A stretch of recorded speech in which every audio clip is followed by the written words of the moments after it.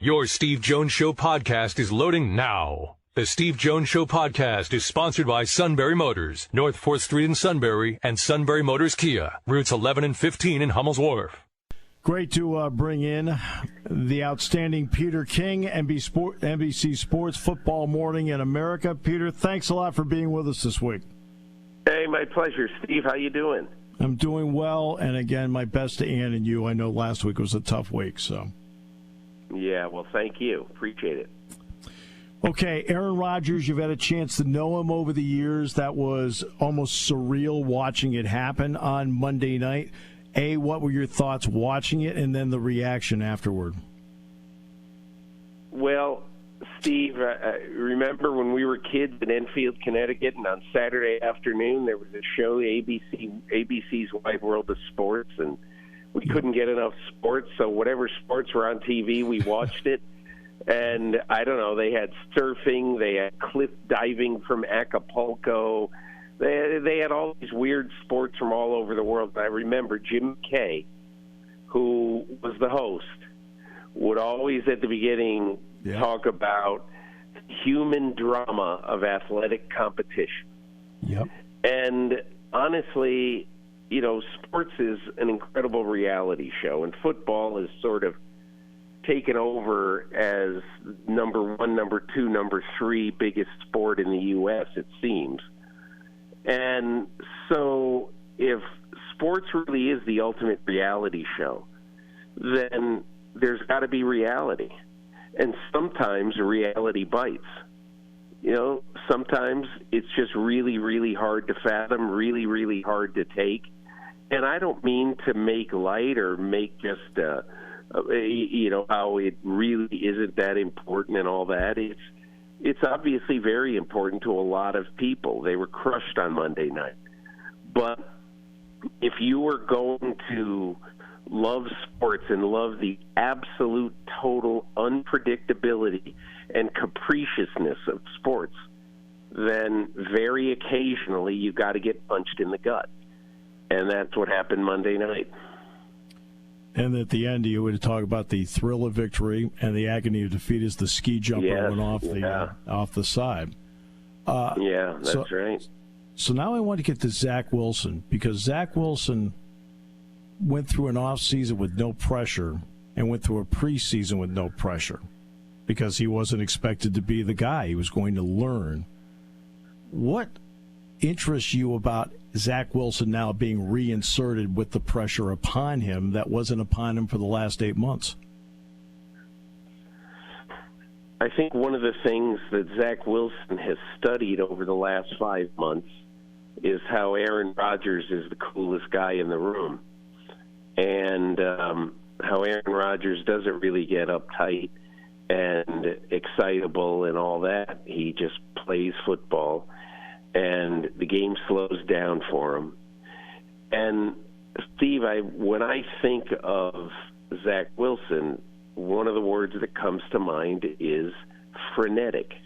Mm-hmm. And what worries me about Zach Wilson, and I certainly hope that he's better than this, but I saw a lot of 2022 Zach Wilson on Monday night.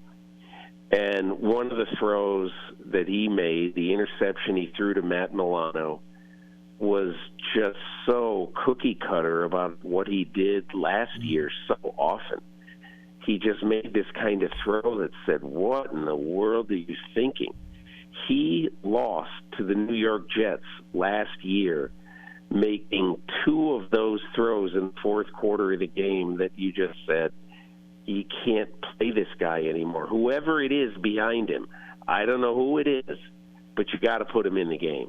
Mm-hmm. And that's when they ended up playing Flacco and Mike White and all that. But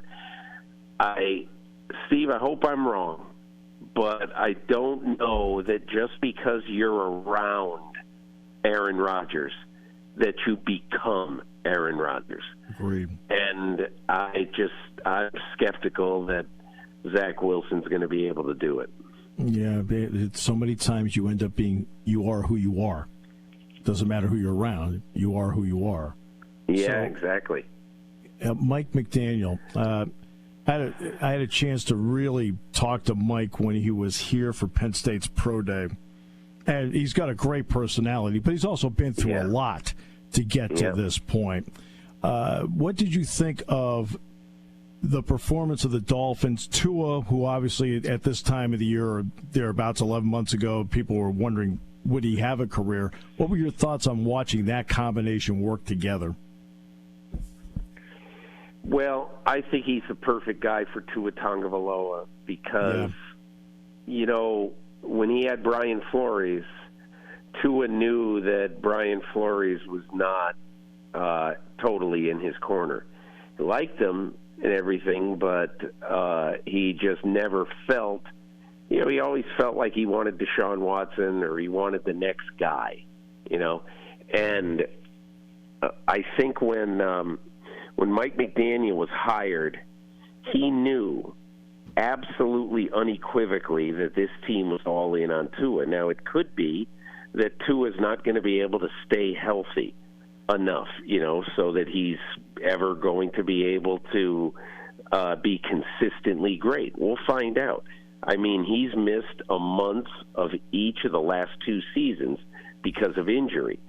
But you know what I say about that? When I covered the Giants in the 80s, in my much, much, much younger days, Phil Simms was thought of as an injury-prone guy. Yes. Because 4 of his first 5 years with the Giants, he got injured. But then he wound up being, basically Iron Phil. You couldn't get him out of there. And so I think it's too early to say anything about the long-term prospects of Tua and everything. But one of the reasons why he's so good with Mike McDaniel is that, A, he really wants to be coached and coached hard, and B, Mike McDaniel really doesn't have many sacred cows. Yeah. There's an NFL Films clip of him on the sidelines last year during the season saying to Tua just during a TV timeout, hey, I remember watching tape of you, like your early high school tape and all that, and he said, bro, you sucked. And, and you say, well, why? How does that help? Why does that? And, you see the video and Tua's just laughing. Yeah. And sometimes you need to cut the tension a little bit. And I think that's what he does well. That plus the fact that I think a lot of these coaches in the Shanahan, McDaniel, obviously McVay, Tree, Matt LaFleur, they can scheme people open right now as well as anybody I've seen in recent years. Yeah. So, and look, it helps to have a guy with the physical tools of Tyreek Hill too. But they're really, really smart about having somebody open and oftentimes wide open on every play. And if you're Tua, how do you not love that? Yeah, exactly. And by the way, Giants fans will remember Scott Bruner would have to step in for Phil Simms. Yeah. Yes. So I have to ask you about Deshaun Watson. We got, obviously, essentially an end-of-the-season cameo last year. How interested are you to watch the first 6 weeks of this season to see what he can and can't do in conjunction with that defense? Steve, I watched a lot of that game on Sunday, the Cincinnati-Cleveland game. I thought it was the most interesting, entering the weekend, the most interesting game in the league.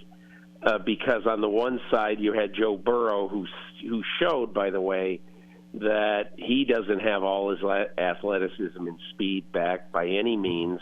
Right. And then you saw Deshaun Watson. You want to see, is he going to be better than he was in his 6 games last year? And the early answer on him is he wasn't. He was no better than he was last year. If you watch that game, if you could get just a shot of all of his throws in that game, there's 4 or 5 throws that bounced way in front of his receiver. Yeah. And you're saying to yourself, man, where is the accuracy gone for Deshaun Watson? It's like, remember when Steve Blass started to aim the ball and guys who have had the yips in baseball? I have no idea if that is anything what's happening here. But, man, he's not accurate. And, yes, absolutely unequivocally, I'll be watching him again this week. I'm really curious to see if he can get out of this funk that he's in. And by the way, love the 40-year retrospective videos. They have been really tremendous. A lot of fun. A lot of fun.